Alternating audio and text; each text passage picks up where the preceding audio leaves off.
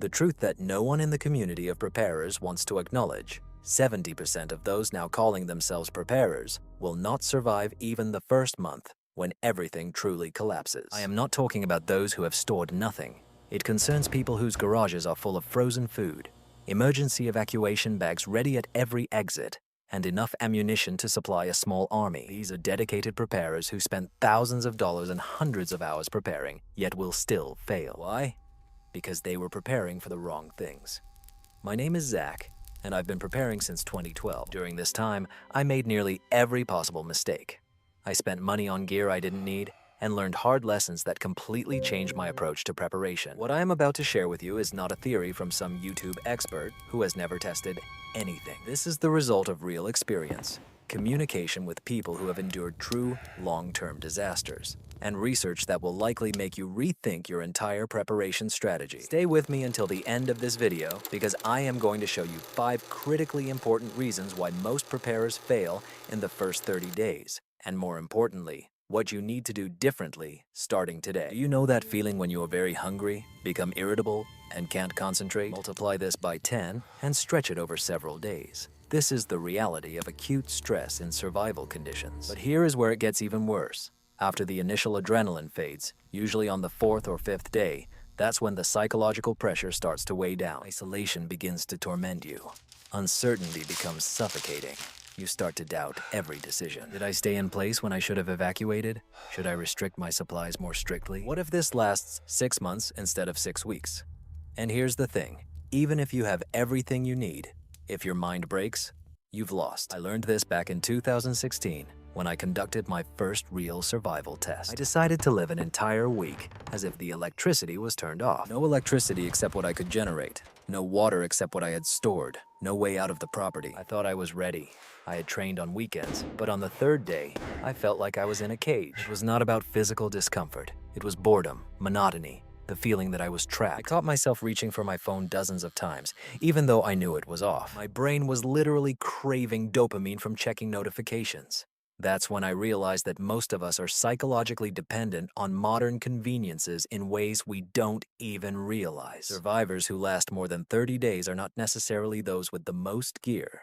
They are the ones who have taught their minds to cope with discomfort, uncertainty, and isolation. They practice stress inoculation, a term from military psychology that means deliberately exposing oneself to controlled stressors to develop resilience. For example, take a cold shower every morning for 2 minutes. It is unpleasant, but it teaches your nervous system to remain calm in uncomfortable situations. Try to spend 1 day a month without screens. Do you feel the anxiety rising when you can't check your phone? This is what you need to learn to control. Practice making decisions when you are tired, hungry, or stressed. In a real crisis situation, it is at these moments that you will need to make the most important decisions. Your mind is your first line of defense. Everything else is secondary. If you do not train your mental resilience just like you stock up on supplies, you are not truly prepared, but merely gathering things. Now let's talk about the second reason why prepared people fail in the first 30 days. It's physical preparation. And before you close this message, think that this is not just a lecture about going to the gym. The reality of physical demands in a crisis situation is something that most prepared people completely underestimate. Studies show that the average American simply cannot maintain such a level of activity. We live in a society where the most physical thing most people do in a day is walk from the car to the office. According to data from the Centers for Disease Control and Prevention, 42% of adult Americans suffer from obesity, not just from being overweight, but from obesity itself. If you can't climb 2 flights of stairs without getting out of breath, how will you manage 12-hour days of physical labor? I see this constantly in the community of prepared people. Men with backpacks weighing 100 kilograms who have never carried them further than from the truck to the garage. People who spent thousands on gear but can't do 10 push-ups. Do you know what happens when you suddenly shift from a sedentary lifestyle to survival mode? Your body is quickly breaking down. It's about muscle strains, joint injuries, such fatigue that you cannot function. In a situation where there are no emergency clinics, physiotherapists, or painkillers, these injuries can become catastrophic. In 2018, I convinced 3 of my friends to have a training weekend. We were planning to walk 5 miles with our backpacks, set up camp, spend the night, and return. They were all dedicated preparers with excellent gear. 2 of them could not cover 3 miles. One injured his back, and the other's knees were so worn out that he could barely walk. These were men in their 40s and 50s who considered themselves prepared, but they prepared with their wallets, not their bodies. Here is an unpleasant truth. If you are overweight, out of shape, or have chronic illnesses requiring daily medication, your window for survival in a prolonged crisis is significantly smaller than that of a physically fit person. This is not a condemnation, but simply reality. The good news is that you can do something right now. You don't need to become a CrossFit athlete or run marathons. You need functional fitness. Start with walks. Gradually increase the load by adding a backpack with weight. Practice the movements that you will actually need. Can you lift a 5-liter bottle of water several times? Can you chop wood for 30 minutes? Is it easy for you to get up and sit down on the ground? These questions are really important. It's time to get in shape, now, while you have access to quality food, medical assistance in case of emergencies, and all the resources that make fitness achievable. Postponing preparation until a crisis arises and realizing that you cannot meet the demands is a fatal mistake. Speaking of fatal mistakes, let's discuss the third reason why many who prepare for possible crises won't last more than 30 days. Sanitation and hygiene. I understand that this is not as enticing as discussions about firearms or means of communication, but it is a matter of life and death. When the toilet stops working, that is when people start to die. Let me describe what happens in the scenario of a long-term power outage. Most people have a water supply for 3 days, maybe a week, if they are very diligent. After that, the toilet stops flushing because the water pressure in the pipes disappears. Where do your waste go? If you live in a city or suburb with a septic system, you may be fine for a while if you can manually add water for flushing. But what will happen when the water supply runs out? What will happen when another 50 families in your neighborhood find themselves in the same situation? In a week, you will face the accumulation of human waste. In 2 weeks, this garbage will attract flies, rats, and other disease carriers. In 3 weeks, you will see ideal conditions for cholera, dysentery, typhus, hepatitis, and dozens of other diseases that we have practically eradicated in the developed world thanks to modern sanitation. These are not minor illnesses. They are killers, especially when you have no access to medical help or antibiotics. I want to share what I learned from talking to a person who experienced the conflict in the Balkans in the 90s. He said that what traumatized people the most was not violence or fear, but the degradation of life without proper sanitation. He described how people tried to bury waste in their yards, but could only dig so many holes, how the smell became unbearable, how everyone constantly suffered from some gastrointestinal issues. How to maintain any sense of dignity or normalcy became almost impossible. Most of those preparing did not think about it. Maybe they have a stock of toilet paper. Perhaps they've heard of bucket toilets. But do you really have a system? Do you have a plan for where human waste will be disposed of for 30, 60, 90 days? Do you have the necessary supplies? A latrine is not just a hole in the ground. It must be deep enough, at a decent distance from the water source, properly positioned concerning the groundwater flow, adequately sheltered to prevent disease carriers, and ultimately filled and moved. This knowledge that our ancestors had, we have completely lost, and it concerns not only human waste. What about your ordinary garbage? In normal times, each person produces about 4.5 pounds of waste a day. Where does it all go when there is no garbage collection? Food waste rots and attracts animals. Used hygiene products become biological hazards. Packaging and containers accumulate. Without a plan, your survival space quickly turns into a toxic waste dump. Here is what needs to be done, right now. First, learn the basics of field sanitation. The military has extensive manuals on this because it is a critically important skill. Learn about proper toilet construction. Understand how diseases spread through contaminated water and waste. Secondly, gather the necessary materials. Heavy-duty garbage bags, lime or wood ash for covering waste, bleach for disinfection, hand sanitizers and soap, a portable toilet seat that fits a 5-liter bucket, cat litter or sawdust for waste management. Thirdly, practice. Yes, it's unpleasant, but try to spend the weekend using only the backup sanitation plan. Find out what works and what doesn't, while the stakes are low. Ignoring sanitary issues is like ignoring a leak in a boat because you'd rather enjoy a sunny day. In the end, you'll sink. In a long-term disaster scenario, sanitation compliance is not an option but a matter of survival. Now I will tell you something that will completely change your perspective on preparedness. At this stage of the video, you probably realize that being prepared is a much more complex process than just buying things. And you are right. Therefore, I want to offer you something practical that you can implement immediately. I understand how overwhelming the preparation process can be. You are trying to account for food, water, safety, medical supplies, skills, physical fitness, and much more. It's a lot. Therefore, I prepared a completely free guide that will help you understand all of this and provide a concrete, practical starting point. It is called How to Turn $50 into Food Supplies for 90 Days. And note, this is not a typo. $50. This guide includes an exact shopping list that I use, specific brands and prices, 37 essential items for preparation that most people don't even think about, and simple storage tricks that work even for a small apartment. You will learn how to prepare emergency meals without using fuel, which snacks from gas stations will be excellent items for bartering, and how to confidently scale food supplies from 1 week to 3 months. This is not some electronic brochure with empty words. It is a practical resource I created because I remember how confusing and overwhelming it was for me when I first started preparing. I spent a lot of money on unnecessary things because I didn't have good information.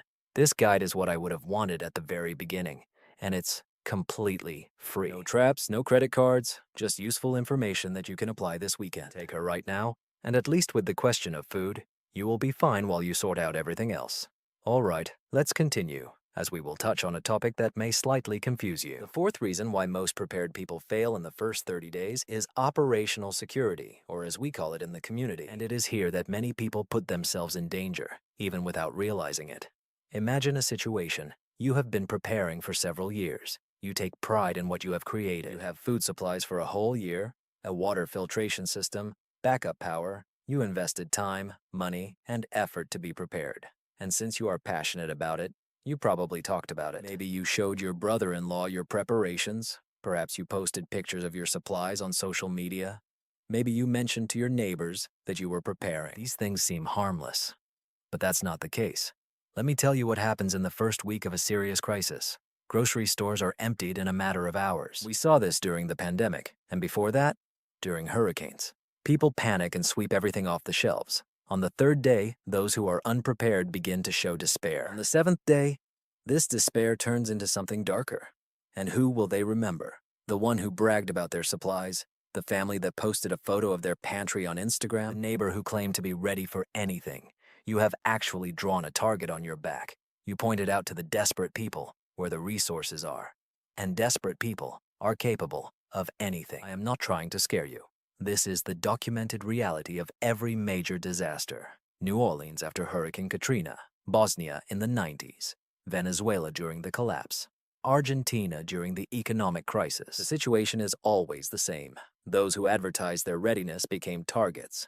Think about it from their perspective. If you have hungry children and you know for sure that there is food in the house 3 doors away, what would you do? Most people, even good ones, will justify actions in a crisis that they wouldn't consider in normal times. That is why operational security is so important. But it's not just about keeping your mouth shut. It's important to think about how your supplies might be visible to others. Are your boxes of water bottles visible through the garage window? Are your extra trash bins full of empty cans and food packaging showing that you still live at a high level while others struggle? Does the whole neighborhood hear when you start your generator? These details matter. This is what happened to an acquaintance who learned this lesson the hard way. During a regional power outage that lasted about 10 days, he used his generator to keep the freezer running. It seemed like a reasonable solution, didn't it? But all the houses around him were dark and quiet, while his house glowed from the generator's work. On the third day, neighbors started knocking, asking to charge their phones. On the fifth day, someone tried to steal his generator at night. As a result, he had to stand guard with a weapon, which meant no sleep and consequently fatigue and poor decisions. All because he did not consider the possible risks associated with using the generator. Let me give you some practical advice. First, keep your preparations a secret. Do not tell anyone except those who are part of your survival group and whom you absolutely trust, for you put your life at risk. Secondly, be careful with your presence on the internet. Remove photos of your emergency food supplies or weapon collection right now. They can be found. They are constant and serve as proof of the presence of resources that may interest others. Thirdly, try not to stand out. In a crisis situation, you must look like everyone else. Not better and not worse, just like an average person. This is called being a gray man. Do not be the house that clearly thrives while others struggle. Fourth, prepare a deceptive story. If someone directly asks about your supplies, prepare a plausible answer. For example, we have food for a few days, But we are also starting to worry. You are not lying that you have nothing. You are just diverting attention. Fifth, take care of safety. This does not necessarily mean having weapons, although that is also important. This means that the doors must be reinforced, the windows protected with special film, and the lighting should activate by motion and not depend on centralized power supply. You should have a plan to protect your home if necessary. The goal is not to become paranoid, but to realistically assess human nature in stressful situations. Good people commit bad deeds when they are desperate. Showing that you have what they need means provoking trouble. Your security strategy should be to ensure that no one knows you have anything valuable. Now let's talk about the fifth and final reason why most people who are preparing will not last more than 30 days. This reason unites all the others. This is the absence of realistic testing. Most people prepare for a fantasy version of the crisis, not for reality. And the only way to understand the difference is to really test your plans. I constantly observe this. People buy water filters and just put them in the cupboard. They are never used, never tested, but simply assumed to work when needed. People have evacuation backpacks filled with gear they have never used in the field. People have evacuation plans they have never practiced with their families. People have food reserves they have never tried to live on. When a real emergency occurs, they discover all the flaws in their planning. Let me tell you what happened to me in 2019. I thought I had everything set for food storage. I had done all the necessary calculations. I had a good inventory rotation system. I thought it would last me at least 6 months. Then I decided to test my supplies by eating only from them for 2 weeks. It turned out to be a real disaster. First of all, I realized that I had greatly overestimated my calorie calculations. I was constantly feeling hungry. Secondly, it turned out that I lacked key ingredients to make the stored food truly edible. I had rice and beans, but no way to season them properly for a week's diet. Thirdly, I learned that some things I stocked up on I didn't like enough to eat them day after day. What seemed like normal food for a hike turned out to be utterly unbearable as a daily diet. But here's the thing. I learned all this during the test when I could easily go to the store if needed. Imagine if these lessons had to be learned in a real crisis situation with no backup plan. This is what awaits most who prepare for unforeseen circumstances. Testing reveals shortcomings in your planning. It shows what you have forgotten. It teaches you which skills truly need to be honed. It forms muscle memory and confidence that will be needed when it really matters. However, most people never do this because testing causes discomfort. This is inconvenient. It disrupts the usual way of life. That's why it's so valuable. This is what real testing looks like. Start small. Conduct drills for a 24-hour power outage. Turn off the main switch and live as if the grid is down. Can you cook food? Will you be able to charge your phone? Will you preserve the warmth or the coolness? What did you forget? What didn't work as you expected? Write everything down and correct the mistakes, then scale it up. Conduct a survival scenario for the weekend using only your stored resources. No cheating, no trips to the store. Live off your supplies, use your spare water. Prepare in alternative ways, discover what it's like to spend a weekend in such conditions. I guarantee you will learn many things you never suspected. Test your emergency evacuation backpack by carrying it on a long hike, not just a quarter mile, but several miles across varied terrain. Does the weight distribution work? Are your shoes comfortable after the 3rd hour? Can you access the necessary things without unloading all the contents? These details can only be learned through practice. Practice your skills under stress. Can you start a fire when it's cold and you're tired? Can you purify water when you're in a hurry? Can you provide first aid when someone is bleeding and panicking? Knowing something intellectually is completely different from being able to act under pressure. Here is another challenge that most people never think about.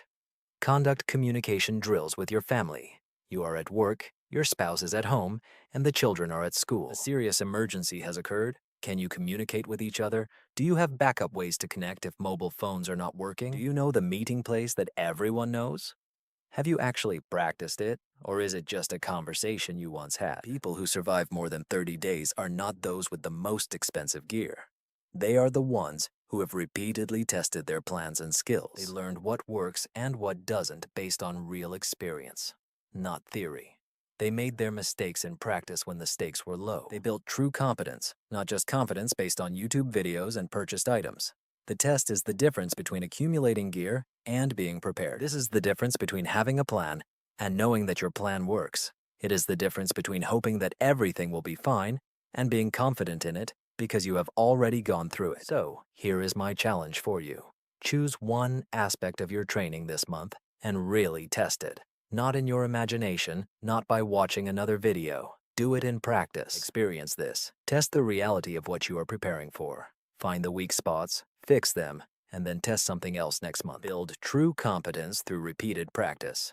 Because after more than a decade of training experience, I've learned one thing.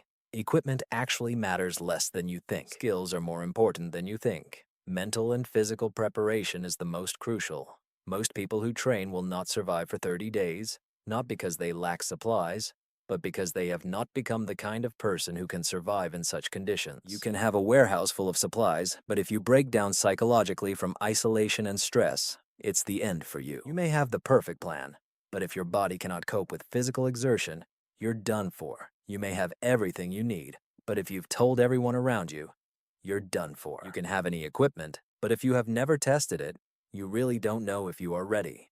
True preparedness is about becoming resilient as a person. This means developing psychological resilience to cope with uncertainty and discomfort. It means becoming physically fit so that your body doesn't let you down. This means thinking strategically about safety and operations. It means understanding that sanitation and hygiene are as important as food and water. This means testing and confirming your abilities to know, rather than hoping that everything will be fine with you. I understand. This video is probably not what you expected. You probably wanted me to tell you about the best place for evacuation, or what weapons to buy, or how many bullets to stock up on. And these things are important, but they do not determine who survives and who does not in the first 30 days. It is what defines everything we talked about today. That which is harder to buy, harder to discuss, and harder to demonstrate on social media. But it is what truly saves your life. If you found this useful, share it with someone who needs to hear it. Too many people in our community are focused on the wrong things, and I want to change this conversation. If you haven't downloaded the free food storage guide yet, the link is in the description below. This is a specific first step you can take today to improve your situation. Turn $50 into 90 days of food security. That's quite a